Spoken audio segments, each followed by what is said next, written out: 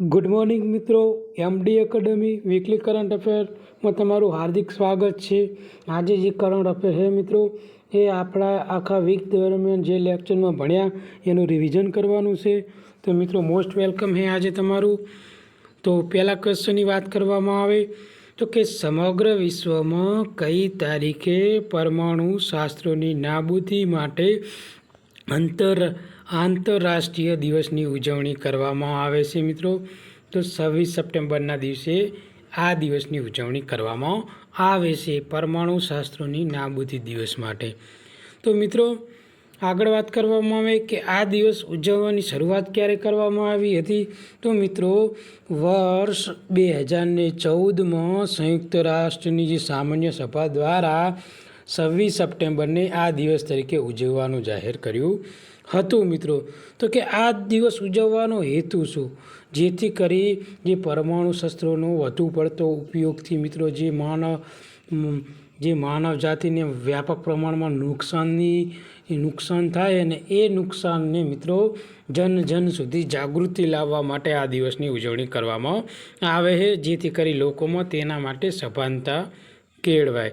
આગળ વાત કરવામાં આવે તો તાજેતરમાં શ્રીલંકાના નવા વડાપ્રધાન તરીકે કોની નિયુક્તિ થઈ છે? તો હરિની અમરાસુરિયાની મિત્રો હાલમાં જ શ્રીલંકાના વડાપ્રધાન તરીકે નિયુક્તિ થઈ છે મિત્રો। બીજી વાત કરવામાં આવે કે હાલમાં મિત્રો શ્રીલંકાના નવા રાષ્ટ્રપતિ તરીકે કોણ આવ્યું છે? યાદ રાખજો મિત્રો, મોસ્ટ એમ્પી ક્વેશ્ચન છે યાર। કોણ આવ્યું છે? તો અનુરા કુમાર દિસનાયકે આયા હે મિત્રો। આ હે પીએમ અને આ હે પ્રેસિડન્ટ મિત્રો, એટલે રાષ્ટ્રપતિ। ઓકે, ખાસ યાદ રાખજો। આગળ વાત કરવામાં આવે કે તાજેતરમાં 10મી Commonwealth parliamentary association India region conference તાજેતરમાં ક્યાં શરૂ થઈ છે? તો યાદ રાખજો, નવી દિલ્હી ખાતે શરૂઆત થઈ છે। આગળ વાત કરવામાં આવે તો કે હાલમાં પીએમ નરેન્દ્ર મોદી સાહેબ દ્વારા ક્યાં ભારતીય દૂતાવાસ ખોલવાની જાહેરાત કરવામાં આવી છે? તો મિત્રો આમાં જવાબ આવશે બી અને સી બંને, લોસ એન્જલસ અને બોસ્ટન ખાતે। આગળ વાત કરવામાં આવે તો કે તાજેતરમાં ભારતીય નૌકાદળ મેરીટાઈમ ઇન્ફોસિઝમની કેટલામી આવૃત્તિનું આયોજન કરવામાં આવ્યું? તો મિત્રો 5મી આવૃત્તિનું આયોજન કરવામાં આવ્યું છે મિત્રો। આ આયોજન ક્યાં હતું? ગોવામાં હતું મિત્રો, ગોવા ખાતે હતું। અને ગોવા ખાતે હતું મિત્રો જે ભારતીય નૌકાદળ મેરીટાઈમ ઇન્ફોસિઝમ હે મિત્રો। એ અને ભારત દેશમાં જેટલા હિન્દ મહાસાગરની આસપાસ જેટલા દેશો રહે ને એ દેશો મળીને આનું આયોજન કર્યું છે। ટોટલ 12 દેશોએ મિત્રો ભાગ લીધો હતો। આગળ વાત કરવામાં આવે તો ગોવાની વાત કરવામાં આવે તો ગોવામાં શું? તો ગોવા એ ભારતની વિસ્તારની દ્રષ્ટિએ સૌથી નાનું રાજ્ય છે મિત્રો, યાદ રાખજો। ગોવા વિસ્તારની દ્રષ્ટિએ સૌથી નાનું રાજ્ય છે અને વસ્તીની દ્રષ્ટિએ મિત્રો 4થા ક્રમાંકે છે। આગળ વાત કરવામાં આવે તો ગોવામાં કઈ ભાષા બોલાય છે? તો કે મણિપુર કોંકણી ભાષા બોલાય છે મિત્રો। અને આ કોંકણી ભાષા રહ્યા ને એ તલાટીમાં ક્વેશ્ચન પૂછાઈ ગયો છે આની પહેલાંની 2 વર્ષ પહેલાં, જે 2000 ગણો ને જે લાસ્ટમાં લેવાણી નહીં, હસમુખ પટેલવાળી નહીં, એના પહેલાં જે તલાટીની એક્ઝામ લેવાની હતી ને એમાં આ ક્વેશ્ચન પૂછાઈ ગયો છે કે ગોવામાં કઈ ભાષા બોલાય છે મિત્રો। આગળ વાત કરવામાં આવે તો ભારતનો જે પશ્ચિમી દરિયા કિનારો છે તેને કોંકણ વિસ્તાર તરીકે આપણે ઓળખીએ છીએ। આગળ વાત કરીએ તો કે ગોવાની રાજધાની છે મિત્રો પણજી। સૌથી મોટું શહેર છે વાસ્કો દા ગામા અને તેના રાજ્યપાલ છે મૃદુલા સિંહા અને તેના મુખ્યમંત્રી છે પ્રબોધ સાવંત અને 40 વિધાનસભાની બેઠકો છે। આગળ વાત કરીએ તો ઇન્ડિયન નેવી વિશે। તો ઇન્ડિયન નેવીની સ્થાપના મિત્રો 5 સપ્ટેમ્બર 1612ના રોજ 412 વર્ષ પહેલાં થઈ હતી ઈસ્ટર્ન ઇન્ડિયા કંપની મેરીટાઈમ તરીકે। એટલે જ્યારે અંગ્રેજો હતા ત્યારની વાત છે અને વર્તમાનની વાત કરવામાં આવે તો 26 જાન્યુઆરી 1950 ત્યાંનું મુખ્યાલય આવેલું છે દિલ્હી સંરક્ષણ મંત્રાલય અંતર્ગત. અને સંરક્ષણ મંત્રી કોણ છે આપણા? તો કે રાજનાથસિંહ હે મિત્રો આપણા સંરક્ષણ મંત્રી. અને તેના પ્રમુખ છે દિનેશ કે ત્રિપાઠી. યાદ રાખજો મિત્રો. આગળ વાત કરવામાં આવે તાજેતરમાં મિની તરણેતર મેળો એટલે કે યક્ષ 2-3નો લોકમેળોની ક્યાં શરૂઆત થઈ? તો મિત્રો આની શરૂઆત થઈ કચ્છમાં. આ મેળો કચ્છમાં આવેલો છે નખત્રાણા તાલુકામાં, બરાબર. અને વાત કરવામાં આવે તરણેતરનો મેળો. તો મિત્રો તરણેતરનો મેળા વિશે તમે શું જાણો? તો તરણેતરનો મેળો મિત્રો સુરેન્દ્રનગર જિલ્લાના ધ્રાંગધ્રા તાલુકાનું જે મિત્રો થાનગઢ વિસ્તારની નજીક છે ત્રિનેશ્વર ગામ છે ને મિત્રો, ત્યાં મેળો ભરાય છે. ત્રિનેશ્વર મહાદેવના મંદિરના પ્રાંગણમાં આ મેળો ભરાય છે મિત્રો. 3 દિવસ સુધી ભરાય છે તરણેતરનો મેળો, ભાદરવા સુદ, ચોથ, પાંચમ અને છઠ. જ્યારે મિની તરણેતર છે ને મિત્રો એ 4 દિવસ ભરાય છે. કેટલા દિવસ? 4 દિવસ. આગળ વાત કરવામાં આવે તો કે તાજેતરમાં પીએમ નરેન્દ્ર મોદીએ વૈજ્ઞાનિક સંશોધનને પ્રોત્સાહન આપવા માટે મિત્રો પરમ રુદ્ર સુપર કોમ્પ્યુટર લોન્ચ કર્યું, બરાબર. તો આ સુપર કોમ્પ્યુટર ક્યાં લોન્ચ કરવામાં? તો મિત્રો ટોટલ છે ને સુપર કોમ્પ્યુટર 3 લોન્ચ કરવામાં આવ્યા. એટલે પુણેમાં કર્યું છે, દિલ્હીમાં કર્યું છે અને કોલકાતામાં. એટલે આમાં જવાબ આવશે આપેલા બધા. આગળ વાત કરવામાં આવે તો આ જે સુપર કોમ્પ્યુટર મિત્રો લોન્ચ કરવામાં આવ્યા છે એમાં આપણી સરકારને ખર્ચો થયો છે 130 કરોડ. આગળ વાત કરીએ તો ભારતનું પહેલું સુપર કોમ્પ્યુટર કયું હતું મિત્રો? તો પરમ 800 સુપર કોમ્પ્યુટર હતું મિત્રો, જે સીડેક કંપની દ્વારા બનાવવામાં આવ્યું હતું. અને અત્યારે હાલ જે પરમ રુદ્ર છે મિત્રો એ બી સીડેક કંપની દ્વારા જ બનાવવામાં આવ્યું હે મિત્રો. આગળ વાત કરીએ તો ભારતીય સુપર કોમ્પ્યુટરના પિતા કોણ હે મિત્રો? તો તમારે યાદ રાખવું પડે વિજય પાટકર. મિત્રો ભારતીય સુપર કોમ્પ્યુટરના પિતા હે વિજય પાટકર, બરાબર. આગળ વાત કરવામાં આવે તો આ ક્યાં આવેલી છે?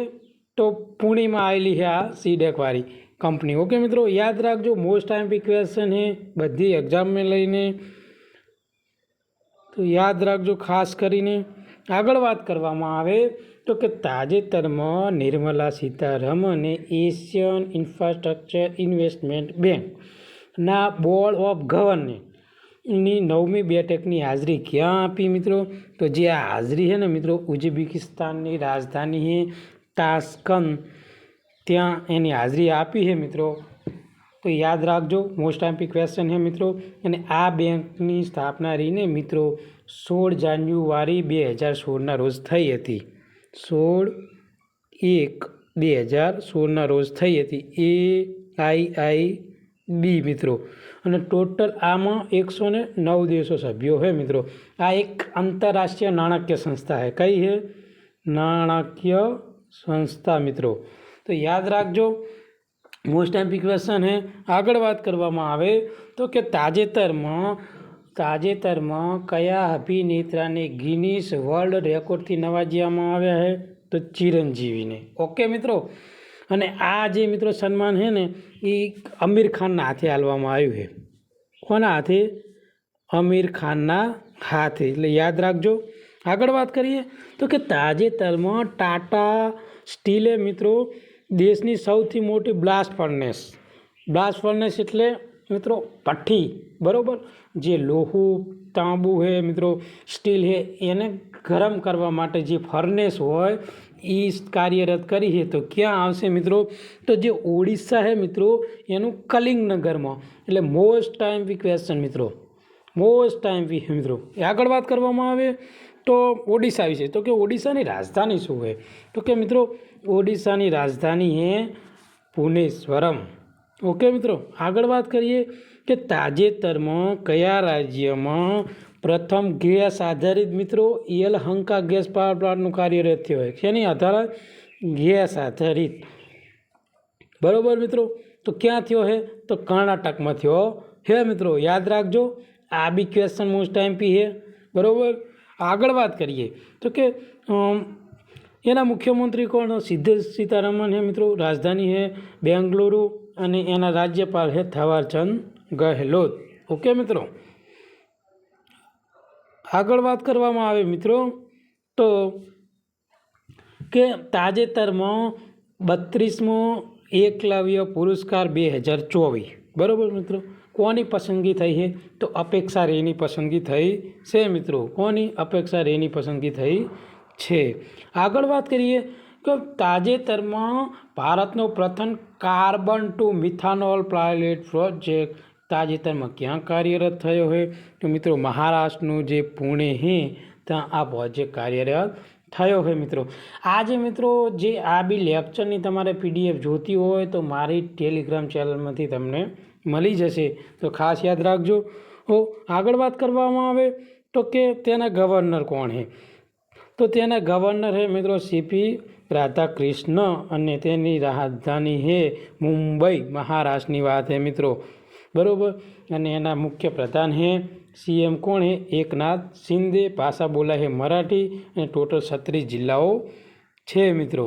આગળ વાત કરવામાં આવે તો કે તાજેતરમાં આપણા સંરક્ષણ મંત્રી રાજનાથસિંહ દ્વારા કયા રાજ્યમાં સૈનિક શાળાનું ઉદ્ઘાટન કર્યું? તો મિત્રો રાજસ્થાનનું જે જયપુર છે ત્યાં મિત્રો આનું સૈનિક શાળાનું ઉદ્ઘાટન કરવામાં આવ્યું છે। આગળ વાત કરવામાં આવે તો Asian organisation of supreme audit ઇન્સ્ટિટ્યુશનની કેટલામી બેઠક મળી?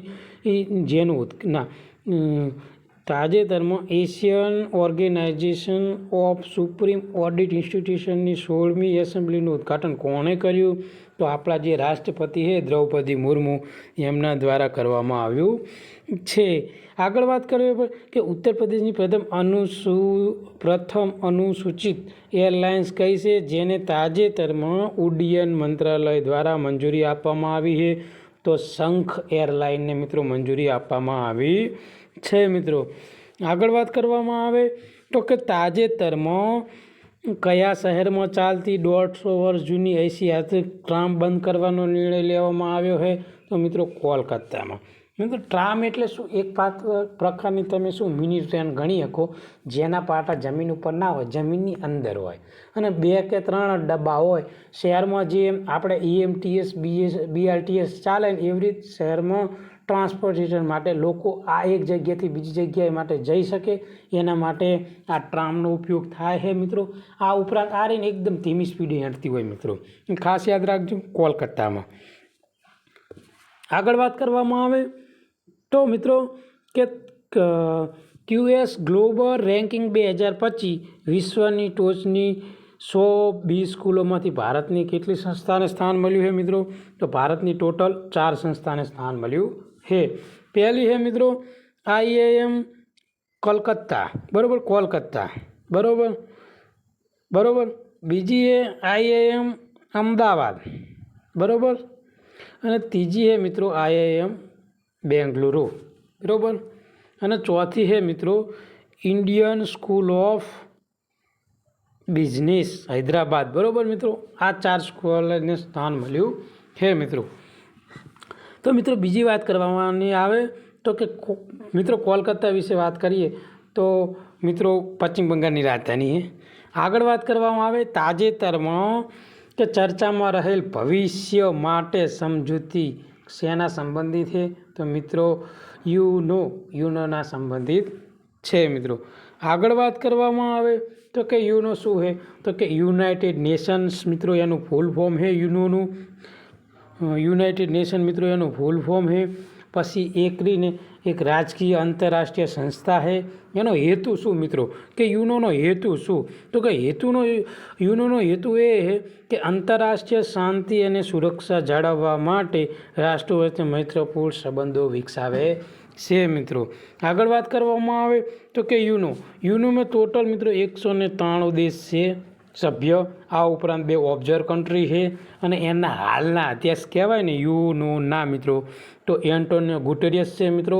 અને અત્યારે હાલ મિત્રો 79મું સત્ર ચાલે છે, એટલે જેમ આપણે લોકસભા અને રાજ્યસભા હોય છે એવી રીતે અહીંયા 2 હોય। એક સામાન્ય સભા હોય મિત્રો તો મિત્રો એના જે સભ્યો ફિલિમન યંગ હે મિત્રો, યાદ રાખજો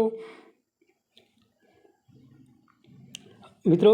જે આ હે મિત્રો એમાં બે ગૃહો હોય, એક તો સામાન્ય હોય અને એક સિક્યોરિટી માટેલું હોય. જે યુદ્ધ થાય તો એમાં તત્કાલ મિત્રો બેઠક બોલાવવામાં આવે. આગળ વાત કરવામાં આવે કે એશિયન પાવર ઇન્ડેક્સ 2024માં ભારતનું કેટલામું સ્થાન છે મિત્રો. તો ભારત રહ્યુંને મિત્રો ત્રીજું સ્થાન મળ્યું છે. વિશ્વમાં પાવરફુલ દેશોમાં ત્રીજા સ્થાને આવી ગયું છે.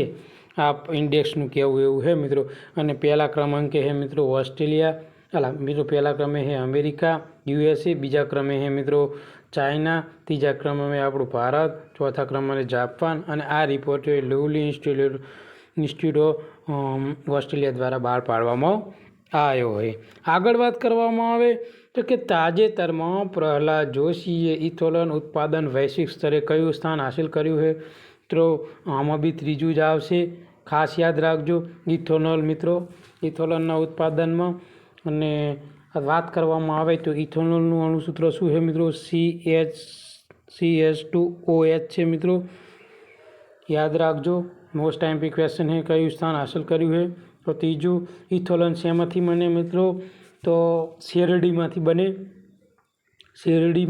શેરડીમાંથી ઇથોનોલ બને છે મિત્રો. બીજી વાત કરવામાં આવે શેરડીમાં ઉત્પાદનમાં ભારતનું સ્થાન કયું છે? એક જ મિત્રો, શેરડીના ઉત્પાદનમાં ભારતનું સ્થાન મિત્રો બીજું છે. અને પહેલું સ્થાન છે બ્રાઝિલનું મિત્રો, બ્રાઝિલનું સ્થાન છે પહેલું. બરાબર મિત્રો. ઇથોનોલ એટલે CH3CH2OH, અને આપણે કહીએ શુદ્ધ દારૂ તરીકે ઓળખીએ મિત્રો, દારૂ. બરાબર. અને મિત્રો ઝેરી દારૂ એટલે પેલા લઠ્ઠા કાનમાં લોકો દારૂ પીને મરી જાય એને મિથેનોલ કહેવાય. ઓકે મિત્રો, શું કહેવાય? મિથેનોલ. તો યાદ રાખજો. આગળ વાત કરવામાં આવે તો કે તાજેતરમાં આરોગ્ય રાજ્યમંત્રી પ્રતાપસિંહ યાદવે નવી દિલ્હી ખાતે તમાકુ મુક્ત અભિયાનના કેટલા તબક્કાની શરૂઆત કરી? તો મિત્રો બીજા તબક્કાની શરૂઆત કરી.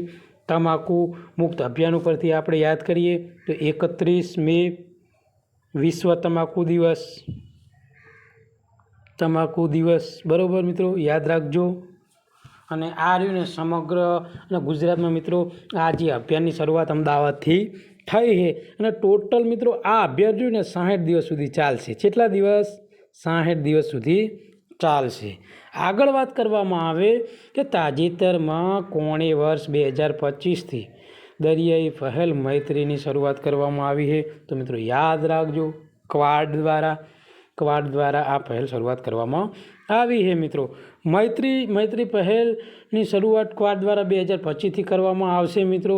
અને આનો હેતુ શું મિત્રો મૈત્રી પહેલનો? તો મૈત્રી પહેલમાં હેતુ એ છે કે જે મિત્રો ક્વાડ દેશો છે એને જે સમુદ્ર સેના છે મિત્રો એને સમુદ્ર સુરક્ષા માટે અભ્યાસ એટલે કે એને લગતું શિક્ષણ આપવાનું છે મિત્રો.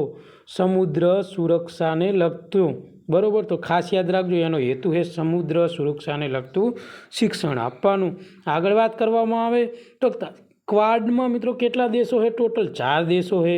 અને હાલમાં જ ક્વાડની બેઠક ક્યાં મળી છે? USAમાં 2024ની બેઠક મળી છે USAમાં. પહેલામાં હવે USA, ઇન્ડિયા, જાપાન અને ઓસ્ટ્રેલિયા. આ 4 દેશો છે.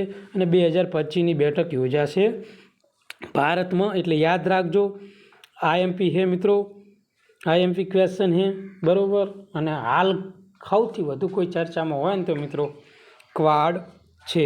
આગળ વાત કરવામાં આવે તાજેતરમાં સમલૈંગિક યુગલોને લગ્ન કરવાની મંજૂરી આપનારો એશિયાનો ત્રીજો દેશ કયો છે મિત્રો? તો મિત્રો થાઈલેન્ડ દ્વારા મંજૂરી આપવામાં આવી છે મિત્રો. સમલૈંગિક યુગલો એટલે શું મિત્રો? તમને થતું હશે કે સમલૈંગિક યુગલો એટલે શું? સમલૈંગિક યુગલો એટલે મિત્રો મેલ અને ફિમેલ. બરાબર. આ બે વચ્ચે લગ્નની મંજૂરી આપવાવાળો દેશ હાલમાં થાઈલેન્ડ છે મિત્રો. સૌથી પહેલાં એશિયામાં આપી હોય મંજૂરી તો મિત્રો તાઇવાન, બીજા નંબરે નેપાળ અને ત્રીજા નંબરે થાઈલેન્ડ. અને જો વિશ્વમાં વાત કરવામાં આવે તો નેધરલેન્ડ દ્વારા બરાબર મિત્રો 2001માં મંજૂરી આપવામાં આવી હતી મિત્રો. યાદ રાખજો 2001 નેધરલેન્ડ વિશ્વનો પ્રથમ દેશ, એશિયામાં ત્રીજો દેશ છે થાઈલેન્ડ, પ્રથમ દેશ છે તાઇવાન.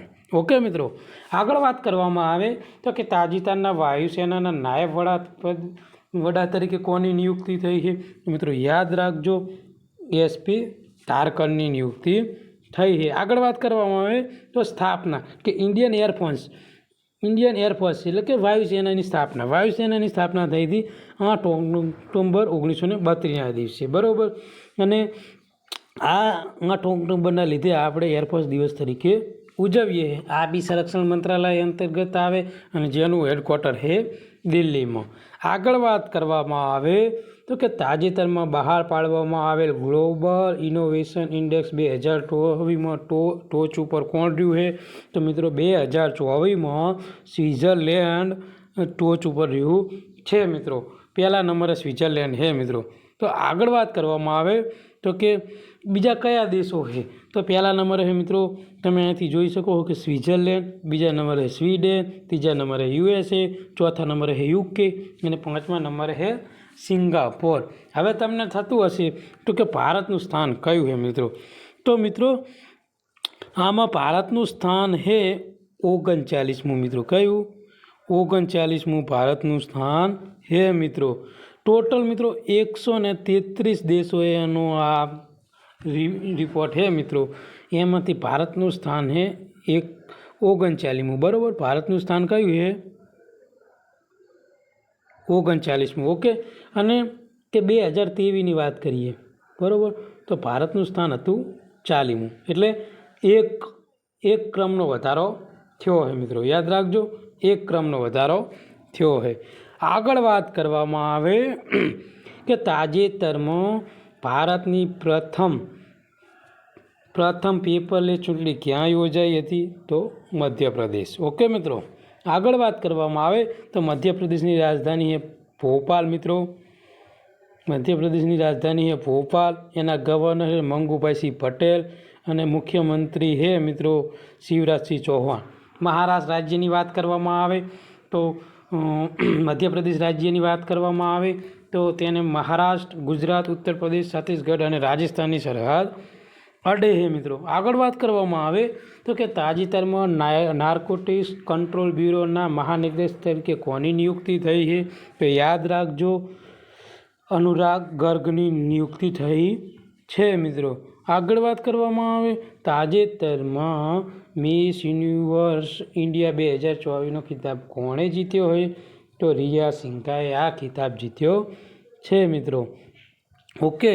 આગળ વાત કરવામાં આવે તો કે તાજેતરમાં મુખ્યમંત્રી નગર વિકાસ પ્રકલ્પ પ્રોજેક્ટ કયો મિત્રો?